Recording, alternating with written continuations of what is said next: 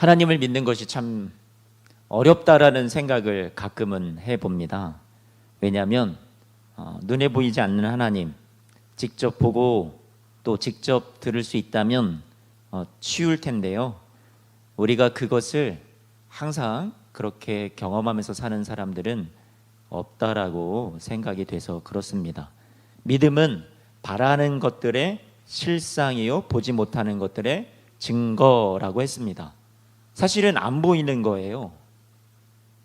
그리고 바라는 것뿐이지 실상으로 이렇게 손에 잡히는 것은 아니란 말이에요. 그런데 그 안 잡히고 그리고 보지 못하는 건데 무엇이 그것을 우리에게 마치 잡히는 것처럼, 마치 보이는 것처럼 만들어주냐, 그게 뭐라고 얘기하고 있어요? 믿음이다라고 말씀해 주고 있습니다. 우리가 믿음이라는 것, 실상과 증거가 쉽게 우리에게 손에 잡히지 않고 우리의 체감으로 실제가 되지 못하는 것만 같은데, 그런데 성경은 우리에게 계속해서 믿음을 강조하고 있습니다. 구하면 주시고, 찾으면 찾고, 두드리면 열어주신다라고 약속해 주셨죠. 근데 여러분 어떠세요? 구했는데 주시지 않을 때가 있고, 열심히 찾았는데, 열심히 두드렸는데 찾지 못하고 열리지 않을 때도 우리는 많이 경험을 하고 있습니다. 물론 응답받은 것도 많이 있지만 응답받지 못한 것도, 아픔도 참 많이 있죠. 여러분들 그러시잖아요. 기도를 하면 항상 기도하는 대로 다 되고, 기도를 정말 안 하면 정말 아무것도 안 이루어진다면, 그게 신앙생활이라면 정말로 좋을 것 같아요. 아니, 너무 믿는 게 쉬울 것 같아요. 그런데 주위에 하나님을 그렇게도 잘 아름답게 우리 믿으시는, 여기 계신 우리 사랑하는 성도님들을 비롯해서 그렇게 하나님을 신실하게 사랑하시면서 신앙생활을 하시지만 한결같이 삶이 고단하고 눈물과 아픔으로 하루하루를 살아가시는 그러한 분들이 제 주위에, 우리 교회 안에도 너무 많이 계신 것 같아서 참 마음이 안타깝습니다.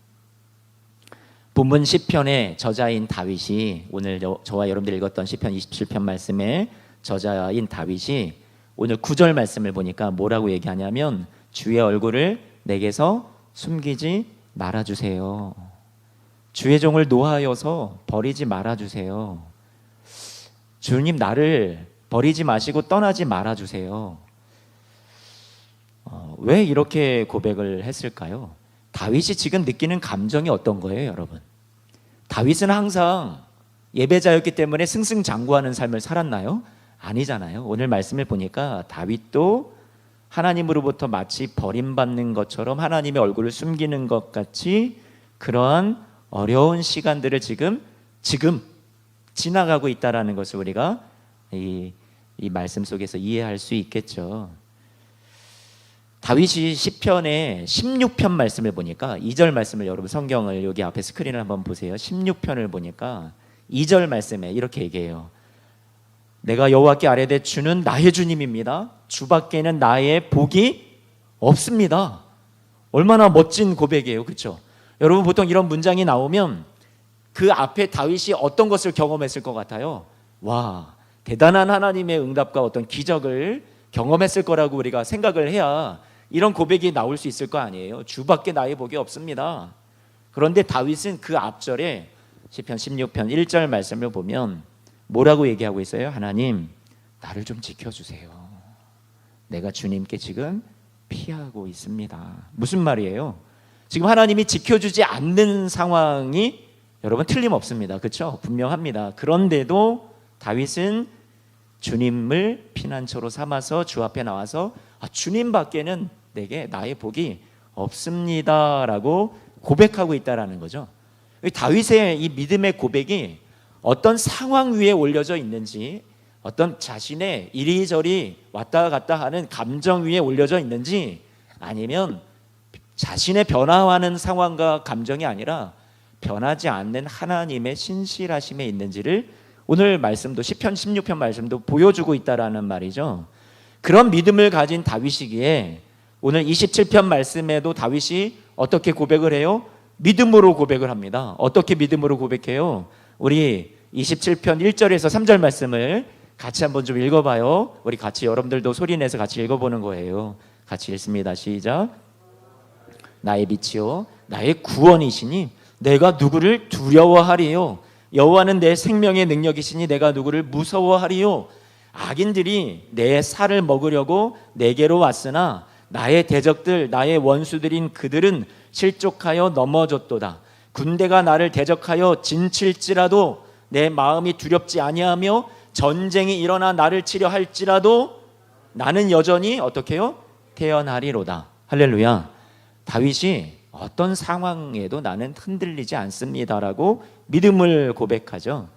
5절과 6절 말씀 그 다음을 보니까 하나님은 환난 날에 나를 그의 초막 속의 비밀이 지키시고 그의 장막 은밀한 곳에 나를 숨기시며 높은 바위 위에 두실 분이라는 것을 바라봅니다. 6절 말씀에 보면 뭐라고 얘기해요? 이제 우리 같이 한번 6절 말씀 읽어봐요. 시작. 내 머리가 나를 둘러싼 내 원수 위에 들리리니 소망을 노래하잖아요. 그리고 내가 그의 장막에서 즐거운 제사를 드리겠고 노래하며 여호와를 어떻게 한다고요? 찬송하리로다.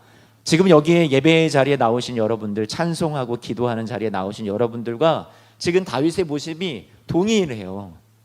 지금 우리는 그런 만만치 않은 원수들이 있고 대적들이 있고 사탄 마귀가 여러분들을 가만히 삶을 내버려 두지 않고 자꾸 고난과 아픔과 눈물을 주는데, 그럼에도 불구하고 오늘 여러분들이 하나님의 나의 삶을 저 원수들이 다 조롱하고 비방하던 모든 것들이 무색하게 만들고 하나님이 나를 신원하시고 회복 주시는 그런 놀라운 때가 임할 것을 알아서 다윗이요 내 원수 위에 하나님이 나의 삶을 높이 들리시도록 나를 들리시도록 들어주실 것이다라고 얘기하고 있죠. 이 말이 잘 안 나오네요. 들어주시도록 하나님이 그렇게 해주신다고 얘기를 하는 거예요. 그러면서 예배당에 나와서 지금 하나님을 사모하면서 찬송하고 노래하고 있습니다. 여러분들과 같아요. 10절 말씀에 보니까 다윗이 또 뭐라고 고백해요? 내 부모는 나를 버렸는데 여호와는 나를, 무슨 고백이에요? 사람과 사람 사이에서 그래도 가장 친밀하고 가장 끈끈한 사랑의 관계인 부모 자식 간이라 할지라도 한계가 있는데 있건만 그 큰 부모의 사랑과는 비교가 안 될 만큼 하나님이 우리를 그만큼 더 사랑해 주신다라는 것을, 그것을 내가 믿는다라고 다윗이 지금 고백하고 있는 거예요. 어떤 부모의 사랑이 어떤 문자적으로 부모들은 우리를 뭐 버린다 이런 얘기를 하는 게 아니라는 걸 여러분 알잖아요. 하나님의 사랑을 더 부각시키기 위해서 가장 큰 부모의 사랑도 버릴 수 있을 때가 있는데 하나님은 우리를 절대로 버리지 않는다라는 것을 말씀해 주고 있어요. 그래서 다윗에게는 확실한 믿음이 있었어요. 지금 이해할 수 없는 상황 속에서 하나님에 대한, 우리가 다 내 삶을 어떻게 이끌어 가시는지 인도하시는지 다 이해할 수 없는 그런 하나님이라 할지라도 어떤 것이 있었어요? 믿음이 있었다라는 거예요. 그래서 다윗은 저와 여러분들에게 오늘 예배자의 모습을 우리에게 모범적으로 보여주고 있습니다. 이해할 수 없는 고통과 어려움을 지나가고 있지만 그런 예배자의 모습을 보여주고 있다라는 거예요. 몸이 너무 아프신 분을 신방을 하고 왔는데 하나님에 대해서 이야기를 나누지만 그분에게 있어서 지금의 이 시간들을 다 이해할 수 없는 시간들이기에, 그분이 감당하기에 너무나도 벅찬 시간들이기에 무슨 말로 위로를 해야 될지, 어떻게 하나님의 사랑을 전해야 될지 너무나도 마음이 답답하고 힘들었습니다. 그러나 분명한 것은 하나님이 너무나도 그분을 사랑하신다라는 건데, 그거를 전해드리고 싶은데 이 우둔한 혀로 그리고 나의 짧은 지식으로 잘 전하지 못하는 것 같아서 그 하나님의 눈물과 하나님이 그분이 아파하실 때 함께 아파하시는 그 하나님의 함께 하심을, 그 사랑을 어떻게든 꺼내어서라도 보여드리고 싶은데 그것을 제대로 전달하지 못하는 제 자신을 보면서 참 너무나도 마음이 아팠습니다. 사랑하는 성도 여러분, 우리는 주위에 이런 일들을 겪어요. 제가 교회 사역을 하면서도 이런 일들을 많이 겪었는데 사랑하는 사람들을 왜 그렇게 일찍 데려가시는지 알지 못합니다. 그렇죠? 그렇게 원하고 주위에서 함께 기도도 많이 했는데 잉태하는 복을 또 그 은혜를 왜 더해 주시지 않는지 너무나도 안타까운 분들이 주위에 있습니다. 참 믿음으로 신실하게 너무나도 귀하게 사는데 왜 그리 가정의 어려움을 많이 겪는지, 경제적으로도 왜 그렇게 힘든 시간을 겪어야 하는지, 몸도 왜 그런 몹쓸 질병을 얻어서 그렇게 아프고 고생을 하시는지 정말 다 이해를 할 수가 없습니다. 이제는 좀 위로받아야 되는 것 아닌가? 이제는 좀 상황이 풀려야 되는 것 아닌가 하는데도 계속해서 고난의 연속인 그런 사람들의, 그런 분들의 삶을 보면 너무 답답하고 아픕니다.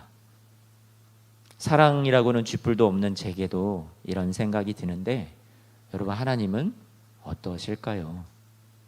하나님은 분명 어떠한 크신 생각이, 우리가 알지 못하는 하나님의 그 넓으신 사랑이 있지 않을까요?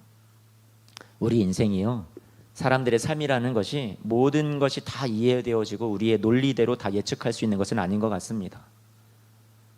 우리의 믿음이라는 것은 계산되는 믿음, 수학적인 믿음 절대 아니에요. 그러면 그 수학적인 믿음과 계산적인 믿음, 내가 다 예측이 가능한 것은 우리에게 믿음은 아니라고 판단이 됩니다.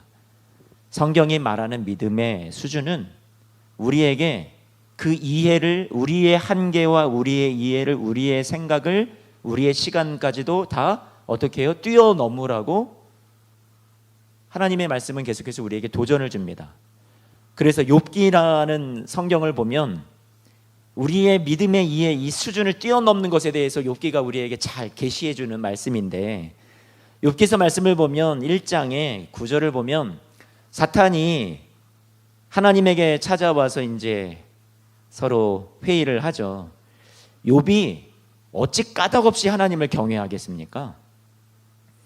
까닭이 없이는 하나님을 경외하지 않는다라는 거죠. 저 사람이 믿음이 있는 건 까닭이 있기 때문입니다. 무슨 말이에요? 자녀가 축복받고 집안이 평안하고 물질의 축복받고 명예도 얻고 건강도 다 얻고 있으니 믿음이 있는 거지, 이것들을 쏙 뺏어가면 믿음도 사라지고 하나님도 경외하지 않고 사랑하지도 않고 섬기지도 않을 겁니다. 사탄이 지금 그 얘기를 하는 거잖아요. 그래서 10절 11절 말씀을 보니까 여러분 뭐라고 얘기해요? 그의 집과 모든 소유물 울타리로 두르심 때문이 아닙니까? 주께서 그의 손으로 하는 바를 복되게 하사 그의 소유물이 땅에 넘치게 하셨기 때문이 아닙니까? 11절에 이제 그러면 손을 펴서 그 모든 소유물을 치소서. 그러면 주님을 욕하지 않겠습니까?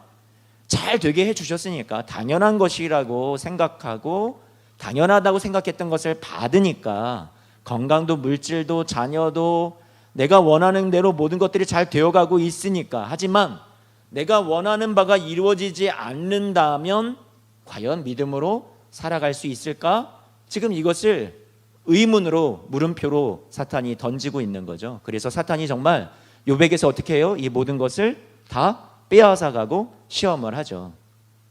사탄이 여기서 끝나지 않습니다. 욥의 건강도 빼앗아갑니다. 그렇죠. 발바닥에서부터 머리끝까지 종기가 나고 그릇 조각을 가지고 몸을 박박 긁고 너무나도 처참한 신세가 되죠. 여기까지가 마치 우리의 믿음의 모습을 보여주는 그런 하나님의 말씀이 기록이 됩니다. 어떻게 표현하냐면 욥의 아내가 대표로 우리의 신앙의 수준, 어떤 믿음의 현 주소를 알려주듯이 대표격이 돼서 욥의 아내가 대신 이렇게 말해줍니다. 우리의 자화상일지 몰라요. 아니, 여기 계신 성도님들이 아니라 저의 한계요, 저의 모습일지도 몰라요. 뭐라고 얘기하냐면 욥기 2장 9절 말씀에 뭐라고 얘기해요? 야, 이래도 너의 온전함을 굳게 지키냐?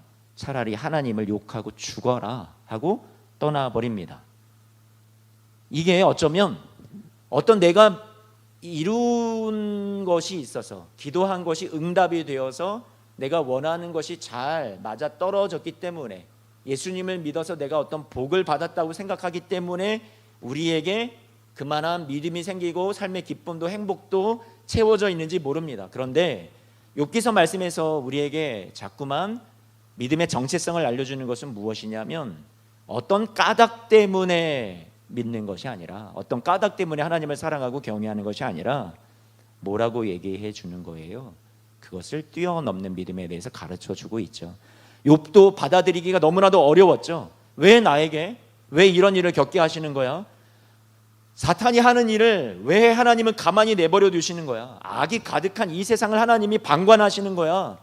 욥은 이렇게, 아니면 우리가 믿고 의지해왔던 기존의 하나님에 대한 생각들이, 내가 원하는 어떤 질서들이, 기준들이 무너질 때, 그러한 일들을 경험할 때 우리는 어떻게 되느냐면 우리도 믿음을 잃어버리고 낙심할지도 모르겠습니다. 기존의 생각은, 우리의 기존의 믿음은 이런 거였죠. 까닭 있는 믿음. 내가 의로우니까, 내가 기도 이렇게 열심히 했으니까, 예배를 열심히 했으니까, 그래서 나에게 이런 복을 받는 거야. 내가 이렇게 복을 얻는 거야. 우리가 생각하는 하나님, 이러이러한 하나님이 되셔야 해. 내가 생각하는 어떤 고정관념 속에 하나님을 묶어두고, 그리고 그 하나님을 거기에서 한계를 지을 때가 너무나도 많습니다. 하나님, 이때 이런 때 나는 이런 응답 받기를 원해요. 내가 원하는 것은 이런 거예요. 하나님은 여기에 맞춰주셔야 돼요. 그런데 우리가 생각하지 못했던, 전혀 예기치 못한 상황을 만날 때 우리는 어떻게 되나요? 그동안 당연하다고 생각했던 것들, 우리가 이거는 마땅하다고, 누릴 수 있다고, 이 정도는 내가 믿음의 보상을 받아야 된다라고 생각했던 것들이 우리에게 실제로 나타나지 않고 이루어지지 않을 때, 보상받지 못할 때, 그 어떤 것도 당연한 것이 아니었구나, 당연하다고 여겨왔던 것들이 사라질 때 우리는 어려워하죠. 가까이 지내는 여러분들이 늘 친절하게 베풀어 주던 일을 해주지 않으면 여러분, 그 상대방이 어떨 것 같아요? 화를 냅니다. 그 고마움을 망각하죠. 잊어버린단 말이에요. 고마움을 물에 새겨요. 그렇죠? 아픈 거, 상처 준 거는 돌에 새기고요. 사람들이란 그런 거잖아요. 당연하게 여기다 보니까 설레임도 없고 감사도 없고 귀하게 여길 것이 없어지는 거죠. 내가 잘못을 지어서, 죄를 지어서 벌을 받는 것이라면 받아들일 수 있어요. 그런데 착하게 산 사람인데 상을 받아야 되는데, 그리고 악하게 산 사람은 벌을 받아야 되는데, 그게 우리가 생각하는 계산인데, 수학적인 믿음인데, 우리가 당연시 여기던 세계가 무너질 때, 그때 우리는 어떤 믿음을 가져야 되느냐를 욥기서가 우리에게 알려주는 거잖아요. 그래서 예전에 여러분들에게 욥기서 말씀을 전할 때 이런 말씀을 드렸어요. 전복적인 지혜다. 착하게 살아도 어려움을 겪고, 여러분들에게 악하게 살아가는 사람들이 평안히 형통하고 성공하는 세상을 우리는 경험한다라고 말씀을 드렸습니다. 그것이 인생이에요. 인과응보라는, 우리가 세상 일반 사람들이 생각하는 그런 지혜, 세상의 원리, 그 인과응보라는 거, 당연히 이렇게 됐으면 이렇게 돼야 되는 것 아니야 라고 생각했던 것을 벗어나는 사건들이 우리의 삶에 너무나도 많이 일어납니다. 믿음의 사람들에게까지 말로 다 설명할 수 없는, 우리의 지혜로 다 풀어낼 수 없는 그런 사건들을 우리는 경험하면서 살아가요. 이와 같은 우리의 삶이 너무나도 안타깝죠. 그래서 하나님께서 우리의 삶이 이렇게 될 것이라는 것을 잘 아시기 때문에 욥기서 말씀을 오늘 저와 여러분들에게 선물로 주시지 않았겠습니까? 당연한 세계가 무너질 때 지금과 같은 상황에 욥기서 말씀이 들려주는 우리의 믿음이 우리에게 필요하다고 생각이 됩니다. 욥기서 말씀에 나오는 친구들은 어때요, 여러분? 욥의 친구들도 사람의 자신들의 작은 사고와 지혜의 틀 속에 하나님을 가둬두고, 야, 하나님은 이런 분이야 라고 자꾸 욥을 설득하고 욥을 책망하고 욥을 자신들이 심판하잖아요. 자신들이 가둬놓은 하나님 안에서. 그렇죠? 욥의 세 친구들이 위로하러 왔지만 위로를 주기보다는 자신들이 생각하는 하나님을 이야기하면서 오히려 더 많은 상처를 주고 정죄를 주었죠. 너가 지금 고난받는 것은 죄가 많아서야. 결코 하나님은 죄 없는 사람들에게 이런 시련을 주시는 분이 아니야 라고 자신들의 지혜 속에 하나님을 가둬두고 있는 거죠. 욥은 끝까지 어떻게 했어요? 자신의 결백을 주장합니다. 원인 모를 자신의 고난을 통해서 하나님 앞에 항변하면서 차라리 나를 죽여달라고 얘기하죠. 나는 깨끗한데 이렇게 고난받을 이유가 아무것도 없다라는 거잖아요. 나는 의인이니까 고난받는 것은 부당한 것 아닙니까? 여러분, 욥이라는 사람도 여러분 어떤 것 같아요? 욥도요, 자신의 틀 속에 하나님을 어떻게 하고 있어요? 가둬두고 있습니다. 여러분, 그게 느껴지세요? 성경을 읽으면서 우리가 이게 느껴져야 돼요. 우리도 마찬가지로 하나님을 우리의 틀 속에 가둬두지 않습니까? 아까 말씀드린 대로 내가 생각한 응답 안에, 내가 생각한 시간 안에, 내가 원했던 것 어떤 방향 안에 하나님을 가둬두지 않으세요? 아니요. 하나님은 저와 여러분 안에 갇힐 뿐이 아닙니다. 욥이 자신의 고통에 붙들려 있다 보니까 하나님이 보이질 않았는데요, 마침내 하나님이 이제 등장을 하시죠. 38장에, 욥기 38장에 가서 침묵하시던 하나님이 등장하시죠. 자, 이제 짜잔, 하나님의 명쾌한 대답이 짠 나타나고 등장을 할까요? 아니요. 하나님의 대답이 아니라 하나님은 무엇을 하시냐면, 욥이 명확하게 이해할 수 있도록 대답을 주시는 것이 아니라 너가 고난받은 이유는 다 이러이러했단다가 아니라 뭘 주셨어요? 질문을 오히려 던져주십니다. 질문. 생각하라는 거예요. 오늘도 우리가 생각해 볼 필요가 있죠. 욥기 38장 1절 2절 말씀을 보니까 욥기 38장 1절 2절 뭐라고 얘기해요? 하나님이 폭풍우 가운데 욥에게 나타나서 말씀하십니다. 무지한 말로, 야, 지혜가 없는 말로 생각을 지금 어둡게 하는 자가 누구냐? 누구라는 얘기예요? 욥, 너고 너의 친구들이고 다 무지하다. 지금 그 얘기를 하시는 거잖아요. 다 알지 못한다. 너는 욥아, 내가 지금부터 너에게 묻는 것을 대답해라. 하나님이 그렇게 말씀하시면서 4절 말씀에 이렇게 말씀합니다. 내가 땅의 기초를 놓을 때, 야 욥아, 너는 어디 있었냐? 너 무지하지 않니? 너가 만약에 깨달을 수 있거든, 너가 지혜가 있거든, 한번 대답해 보렴. 내가 세상을 만들 때 너가 어디 있었냐? 바닷물을 내가 넘치지 않도록 내가 그 한계를 정할 때 너는 어디 있었냐? 너가 그것을 할 수 있느냐? 여러분, 그 4절 이하의 말씀을 보면 그런 이야기들이 나오는 거예요. 너가 별자리를 계절마다 움직이게 할 수 있는 그런 질서를 너가 만들어낼 수 있느냐? 너가 구름을 셀 수 있을 만큼 너가 지혜로운가? 동물의 세계를 한번 들여다보아라. 그 신비에 대해서, 그 동물들이 갖고 있는 그 지혜에 대해서 한번 생각을 해보렴. 제가 예전에 어떤 수양관을 갔는데 거기 수양관에 어떤 그 관리하시는 집사님께서 새 둥지를 저에게 딱 갖고 오셨는데, 와, 건축물이에요. 건축물.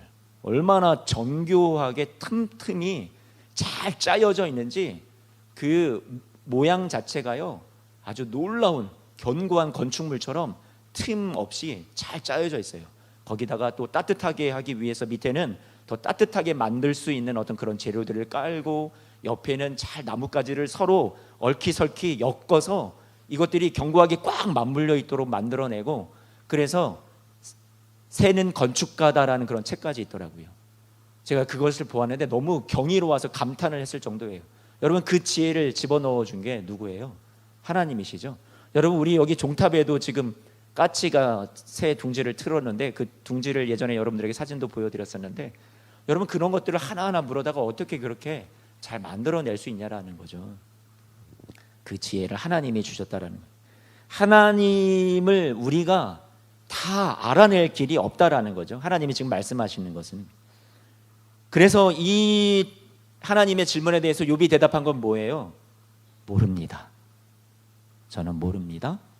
저는 모릅니다. 저는 욥기서의 전체의 주제가 뭐라고 생각하냐면 모릅니다. 전 그거라고 생각해요. 욥이 40장 말씀을 보면 이렇게 말합니다. 나는 비천합니다.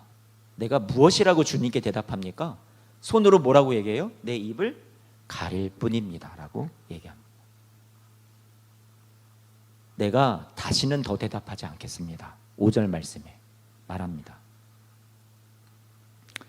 여러분들에게 묻겠습니다. 여러분들이 전능자 하나님이 된다면 과연 세상을 고통 없는 세상으로, 우리가 원하는 대로 다 이루어지는 세상으로 여러분들이 만들 수 있을까요?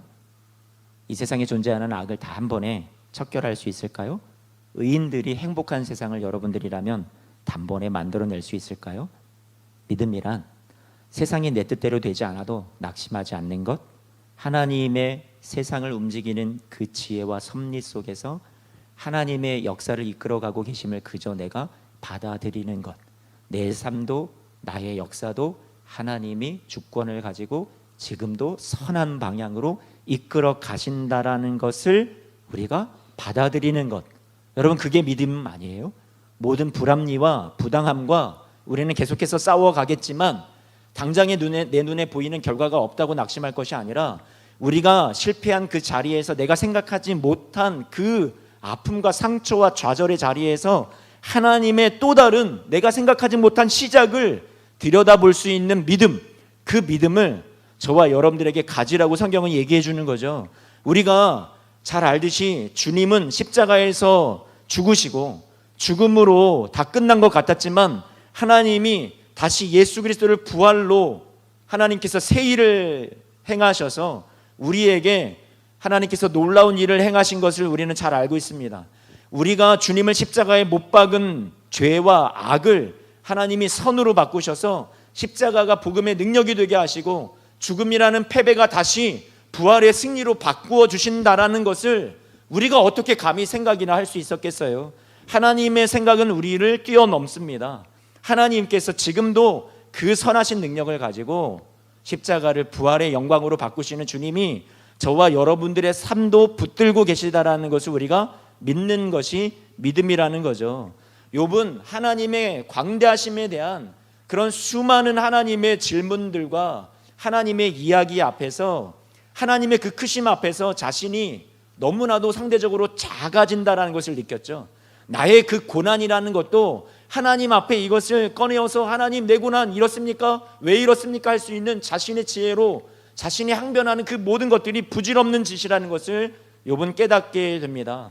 하나님의 크심 앞에서 나의 작음을 알게 되는 것, 그래서 하나님의 그 압도적인 크기와 압도적인 하나님의 지혜와 압도적인 하나님의 선하심과 그 사랑 앞에서 나의 삶을 이끌어 가신다라는 그 하나님 앞에서 자신의 모든 것을 다 내려놓고 자신의 한계도 내려놓고 자신의 지혜도 내려놓고 자신이 지금 해석하려 했던 내 삶에 대한 불평과 원망도 다 내려놓고 그저 하나님을 경외하는 마음으로 바라만 보게 됩니다. 아, 나란 존재가 이런 거구나. 나의 삶이란 하나님 앞에서 이러한 삶이구나. 그동안 내가 내 삶에 대해서 하나님이 이래야 됩니다, 하나님 이렇게 해주셔야 됩니다, 내가 한계를 짓고 내가 다 이해할 수 있다고 생각했던 그 하나님에 대한 그런 모든 것들을 다 하나님 앞에 잘못한 것임을 알고 내려놓게 되죠. 겸손하게 내려놓습니다. 아, 의인도 고난받을 수 있구나. 꼭 타당한 이유와 설명이 당장 없어도 이 길도 하나님이 함께 하시는 길이 맞구나. 죄 없는 흠 없는 예수님도 천지를 창조하신 그 창조주께서도 고난받으셨다라는 것을 진정 생각하게 된다면 아, 욥도 또 우리도 어떻게 돼요? 그 하나님의 그 크심과 그 사랑 앞에서 우리도 겸손해질 수밖에 없다라는 거죠. 욥이 자기의 자금을 자각하고 나서 깨달아서 하는 말이 뭐예요? 욥기서 42장 2절과 3절입니다. 우리 같이 한 번만 좀 읽어봐요. 시작. 주께서는 못하실 일이 없사오며 무슨 계획이든지 못 이루실 것이 없는 줄 아오니 무지한 말로 이치를 가리는 자가 누구이니까? 나는 깨닫지도 못한 일을 말하였고 스스로 알 수도 없고 헤아리기도 어려운 일을 말하였나이다. 하나님에 대해서 안다고 생각했지만 나는 알지 못하는 자였습니다 라는 얘기예요. 이전에는 안다라고 고백했지만 지금은 모른다라고 고백한다는 얘기예요. 42장 5절 6절 우리 같이 한번 좀 봐요. 욥기서 42장 5절 6절 우리 같이 이 말씀은 다 함께 읽어봐요. 시작. 내가 주께 대하여 귀로 듣기만 하였사오나 이제는 눈으로 주를 배움나이다. 그러므로 내가 스스로 거두어드리고 티끌과 제 가운데서 회개하나이다. 여러분, 귀로 듣기만 하였는데 이제는 눈으로 주를 뵙는다. 욥이 말하는 건 여러분 지금 뭐예요? 아, 나는 이제 하나님을 귀로 들었던 하나님이 아니라 눈으로 보는 하나님으로 나는 이제 하나님 잘합니다. 여러분 지금 이 얘기일 것 같아요? 저는 그렇게 생각하지 않습니다. 여러분, 내가 하나님을 이제는 예전보다 훨씬 더 잘합니다. 하나님 나 더 예전보다 이해할 수 있습니다. 그런 말씀으로 느껴지지 않습니다. 이 말씀을 저는 어떻게 느껴지냐면 이런 거예요. 내가 하나님을 그동안 나의 사고의 틀에 가두어 두었었는데, 하나님을 내가 제한했었는데, 그런데 내가 이제는 더 이상 하나님을 가둘 수 없는 분이라는 것을 내가 이제야 알았습니다. 여러분 이 고백 아닐까요? 저는 이 고백이 그 고백이라고 생각이 돼요. 하나님은 나의 이해를 뛰어넘는 분이셨습니다. 내가 하나님을 측량할 수 없는 그런 크신 분입니다. 내 인생에 대한 해석과 앞날에 대한 형통을 내가 알 수 없고, 내가 불분명한 세상을 내가 지금도 살아가지만 분명한 것은 그 크신 하나님이 내 하나님이라는 것, 한계가 없으신 하나님이, 나의 생각을 뛰어넘으신 하나님이 내 하나님이라는 것, 우주를 지배하시고 우주를 통치하신 하나님이 내 하나님, 내 인생의 주인이라는 것 내가 이제야 알겠습니다라는 고백이라는 거죠. 이사야서 55장 8절 9절 말씀, 이 말씀도 여러분 같이 한 번만 좀 읽어봐요. 같이 읽어봅니다. 시작. 내 길은 너희의 길과 다름이니라. 여호와의 말씀이니라. 이는 하늘이 땅보다 높은 같이 내 길은 너희의 길보다 높으며 내 생각은 너희의 생각보다 어떻게 해요? 높음이니라. 아멘. 여러분 하나님을 기다리십시오. 오늘 본문 마지막에, 오늘 본문 시편 27편 마지막에 13절 14절 말씀입니다. 어떻게 얘기하고 있어요? 제가 읽어드릴게요. 내가 산자들의 땅에서 여호와의 선하심을 보게 될 줄 확실히 믿었도다. 너는 여호와를 기다릴지어다. 강하고 담대하며 여호와를 어떻게 해요? 기다릴지어다.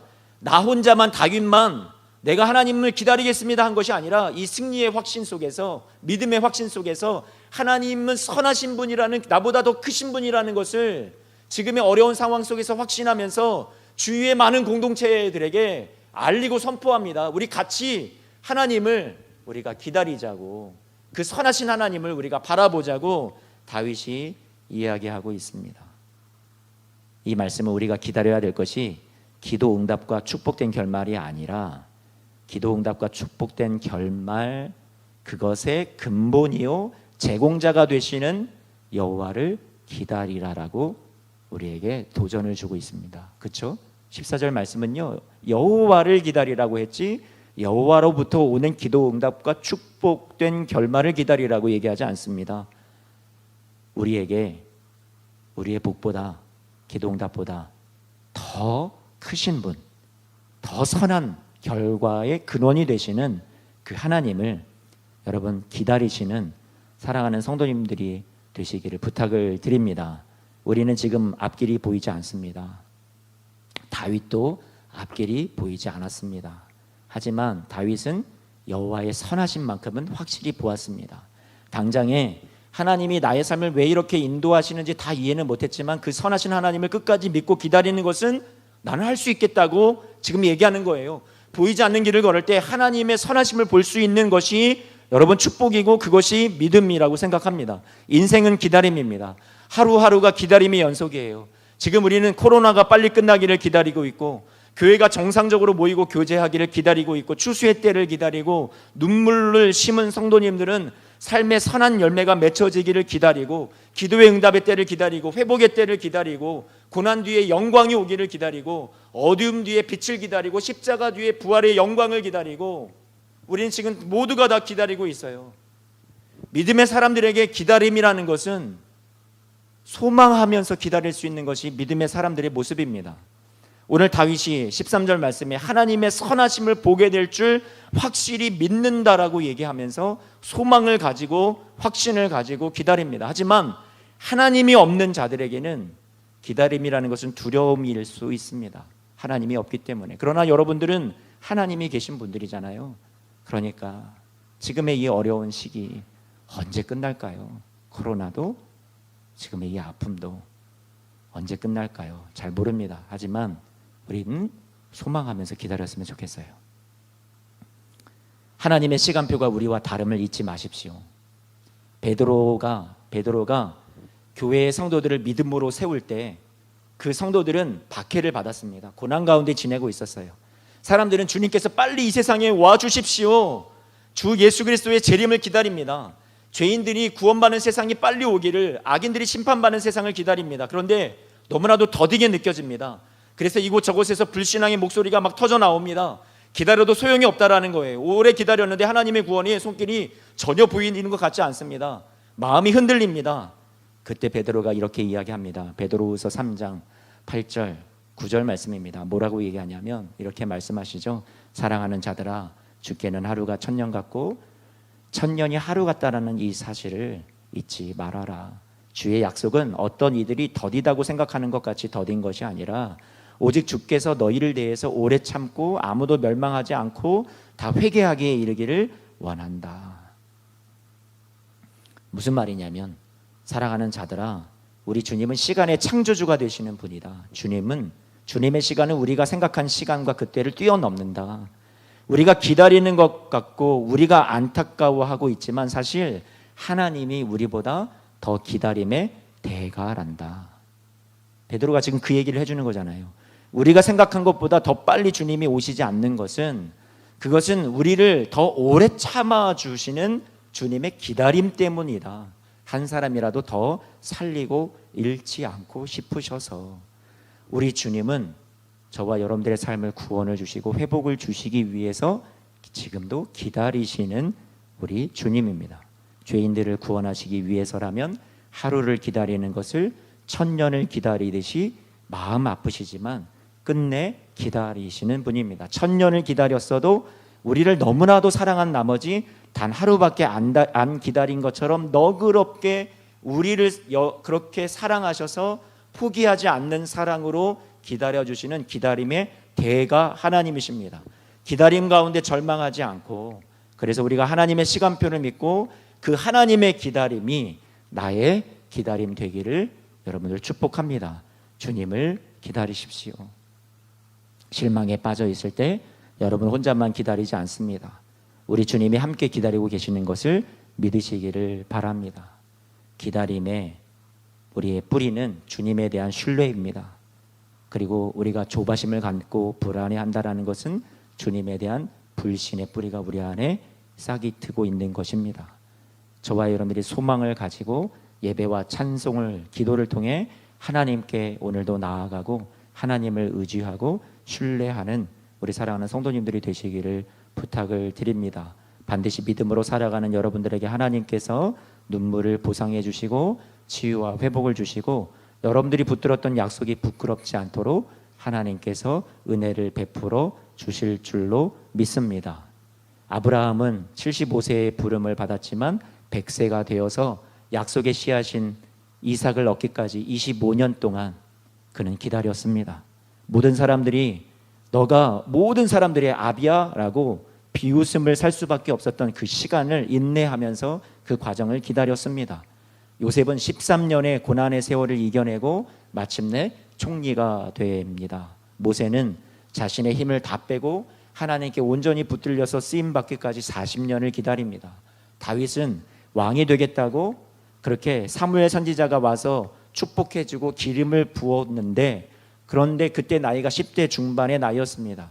하지만 그 뒤는 그 앞에 기름 부음과 그 축복을 마치 무색하게 만들 만큼 조롱하기라도 하듯이 사울 왕에게 쫓기는 전혀 예측 못하는 신세가 되어서 도망자 신세로 고난의 세월을 보냅니다.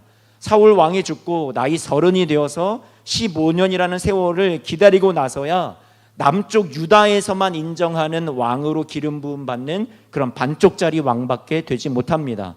세월이 더 지나서 7년 반이라는 세월이 더 지나고 나서 하나님의 때를 또 기다려서 예루살렘에서 세 번째 기름 부음을 받고 나서야 그때 통일 왕국의 왕이 됩니다. 다 믿음의 사람들은 기다림의 사람들이었습니다. 오늘 말씀을 마칩니다. 사랑하는 성도 여러분, 기도하는데 여러분들의 삶에 어떤 변화가 보이질 않습니까? 하나님이 내 기도에 응답하시는지 보이지를 않습니까? 하나님이 일하시는 하나님의 손길이 느껴지질 않습니까? 오늘 말씀을 기억하십시오. 우리는 하나님의 크심을 다 알 수 없다라는 것을 기억하시기를 바랍니다. 우리의 이해 안에 하나님을 다 담을 수 없다라는 것을 기억하시기 바랍니다. 우리도 욥처럼 오늘도 우리의 믿음은 우리의 손으로 우리의 입을 가리고 우리가 불신하는 말, 원망하는 말, 믿음 없는 소리, 내 안에서 흘러나오는 그런 연약한 소리, 세상이 여러분들에게 주는 그런 세상의 온갖 비웃음의 소리, 여러분 불신의 소리, 모든 것들 다 가리십시오. 그리고 하나님을 기다리십시오. 하나님께서 여러분의 눈에는 보이질 않아도 지금도 우리를 위해서 일하고 계시다라는 것을 믿으시기를 부탁드립니다. 분명한 것은 하나님이 지금도 저와 여러분들을 위해서 또 이 시간 기도하는 여러분들을 위해서 하나님께서 선한 일을 이루어가고 계시고 한 번도 쉬지 않고 계신다라는 것을 여러분들이 오늘 믿음의 눈을 들어 바라보시기를 바랍니다. 하나님의 시간표가 우리와 다르다라는 것도 잊지 마십시오. 그래서 삶에 주어진 자리에서 우리가 그 하나님의 때를 기다리면서 오늘도 주의 약속을 붙들고 하루하루 믿음으로 걸어가시는 여러분들 되시기를 부탁을 드립니다. 하나님이 기다림의 대가라고 말씀드렸습니다. 사람들이 오래 하나님 앞에 돌아오기를 오래 참아 기다리고 계신다고 말씀드렸습니다. 우리의 회복도 우리만큼 아파하시고 우리를 위해서 눈물을 흘리시며 함께 기다려 주십니다. 우리의 그 어떤 문제 앞에서도 나를 사랑하시고 나를 도와주시기 원하시는 그 하나님이 저와 여러분들의 선한 하나님 되신다라는 것을 우리도 오늘 다윗처럼 확실히 믿고 오늘 그 하나님을 기다리며 지금의 시간들을 이겨나가시는 승리의 찬송으로 바꾸어 가시는 사랑하는 성도님들 다들 되시기를 주님의 이름으로 축원합니다. 기도하겠습니다. 고마우신 하나님.